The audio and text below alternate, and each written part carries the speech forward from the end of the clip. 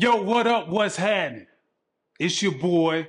Welcome back to another episode of the Behind the Mask podcast with your host, TKO. You already know what it is. I would have loved to give you this episode a day early. Got some unfortunate news this week. And my boy, my brother, Rudi Johnson, my fellow Auburn Tiger, and also my fellow Cincinnati Bengal teammate. More than anything, that was my partner. And we didn't talk, like just being completely honest, we didn't talk as much as we should have. And that's something I gotta live with.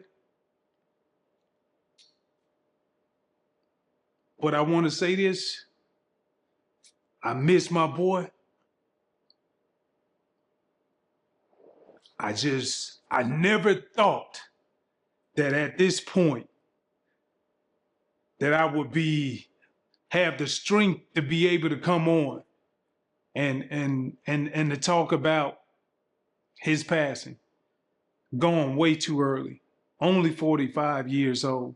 Had a birthday coming up soon. Listen, I'm hurt. And it ain't about me, and I understand and I get it. It's about his family. The people that are closest to him. The blood. His kids. All of that's important.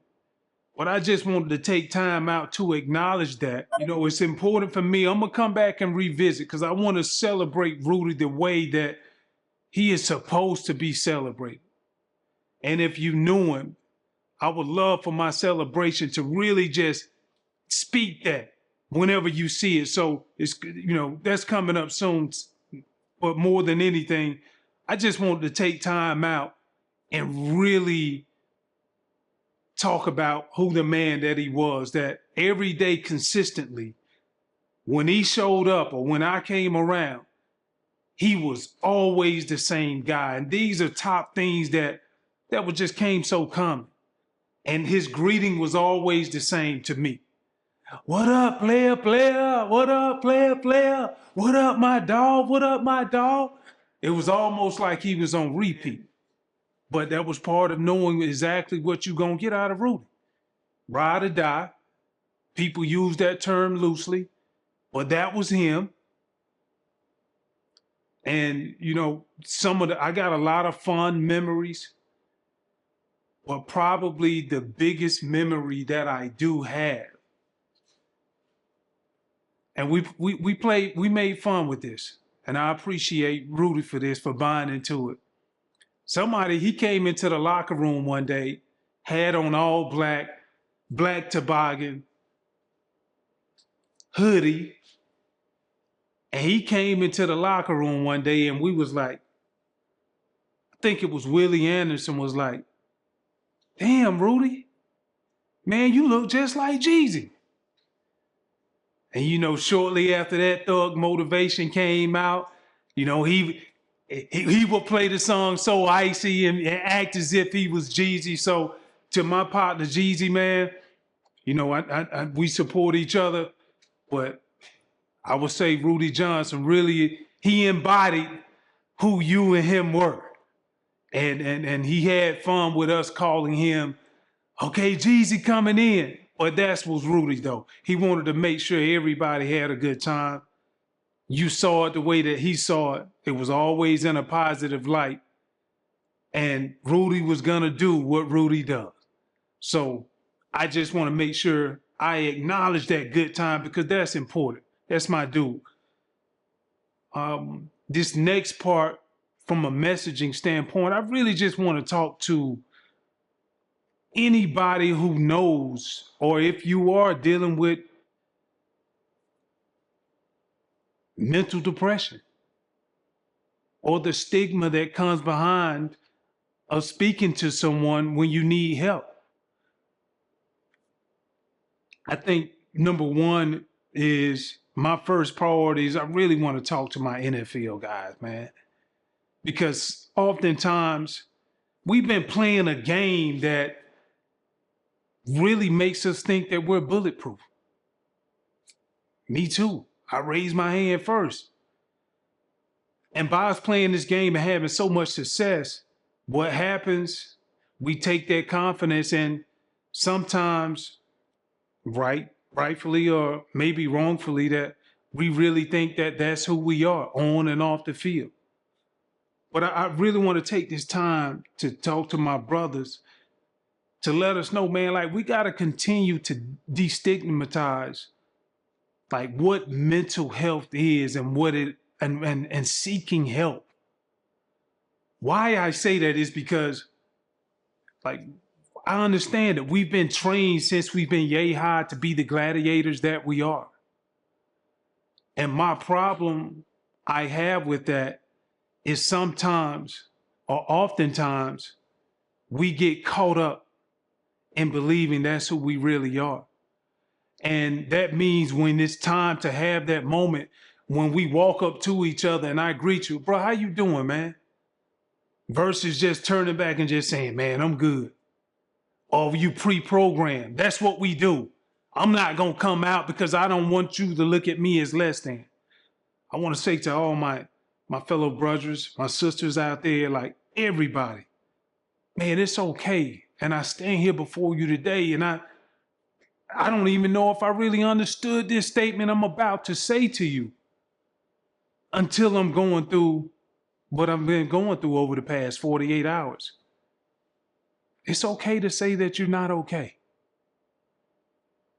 It's okay to say, man, I just need some help, bro. It's okay to say that. And that's what I mean by destigmatizing mental health. Having these conversations with people who you truly care about. Because at the end of the day, we always got each other's back. And we got to remember that when we have the conversation, regardless of how brief it may be. The other thing I just want to put a point of emphasis on is just making sure that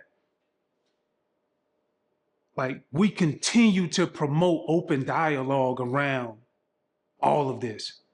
A lot of my brothers, we'll make a joke about it. We may even say like, oh man, you'll be all right, man. Quit acting soft. Look, I played the game at the highest level, contributed at the highest level. But I think now it's time that we take a stand and just say, let me push pause.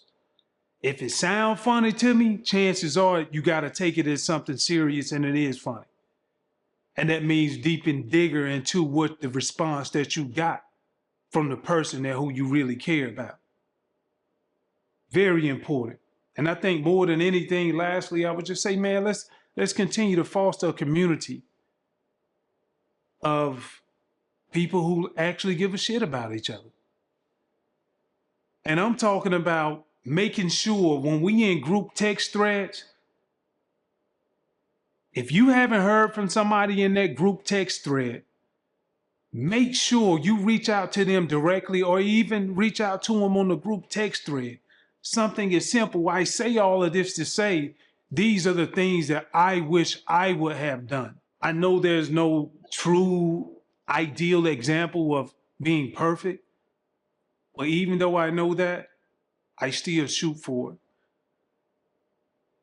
And I wish I would have known, and I didn't, and I chose to put it off. So I just want to urge everybody, when you're in your group threads, when it comes to texting, make sure you reach out. If you haven't heard from somebody, see what's happening. You know, like that's important. At the end of the day, are you your brother's keeper? Are you your sister's keeper? Make sure, take that extra step to make sure. Things that I wish I would have done. And probably the biggest thing that I can tell active guys to this point today, while you're active, I get it. You want to play the game and you want to play it at the highest level. I dreamed of being an NFL player when I was still in my single digit years. I get it. But for my active players, you have to find another identity while you're playing football, while you're still in the game. Find something that you're passionate about. It doesn't have to be at the same level of the game. The reason why I say that is because that's how you fall into this reoccurring cycle of depression when you're done with the game. And then with depression, the embarrassment comes shortly behind it. And when that embarrassment comes, you decide at that time, well, we don't want to talk to people. I know, I went through it and didn't even know it. That was the scariest thing. So when I tell you active players, what's important, make sure you find something that you can have or create and own another identity outside of the game while you're playing, because that's going to help the transition become better, easier, whatever you want to think, but it will help the transition a lot better. That's what I want to say to my active guys, because it's important. You have access to everything that you need. I think of so many resources the NFL has. I think of resources that the NFLPA has. So it's important. Bottom line is this. While you're active, start creating another identity. The reason why it really hurts is because I didn't know. I didn't know. Immediately, I'm going on the group text and seeing like what's happening, and just reading some of the text messages, nobody knew. And I think that's very important, because as men, and I even be more particular, as a Black man, we feel like the weight of the world times 2 is on our shoulders. And we barely have a chance to grieve. And if we grieve in front of the wrong person, that grief looks like weakness. And that is the exact opposite. Not saying that it's right, but how we're programmed, that's the exact opposite of like how we want to be looked at or perceived. And I didn't know. None of my boys knew. You know, this is the second time that it's happened within a 3-year time period for me. I'm starting to receive more news. It comes around often.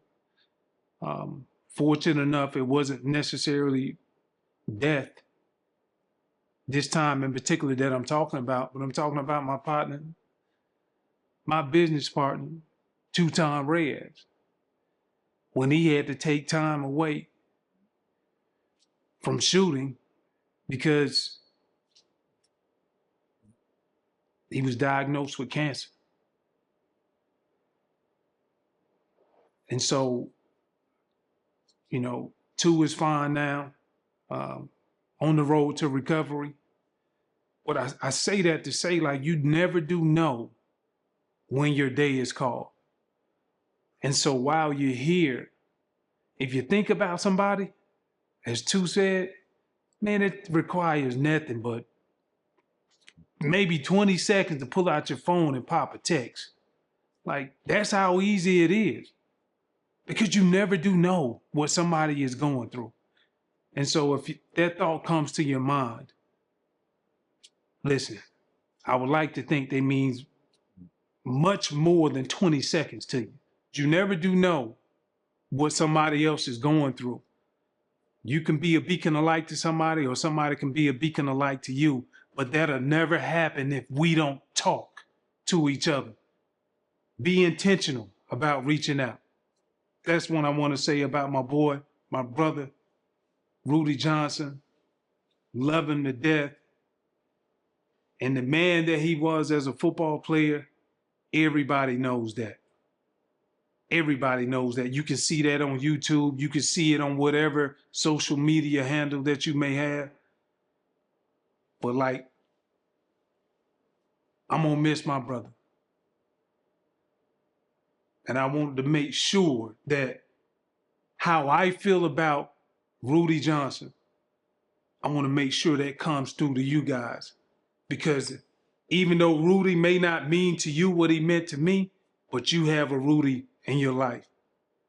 And so if you haven't heard from them, reach out and see how they're doing.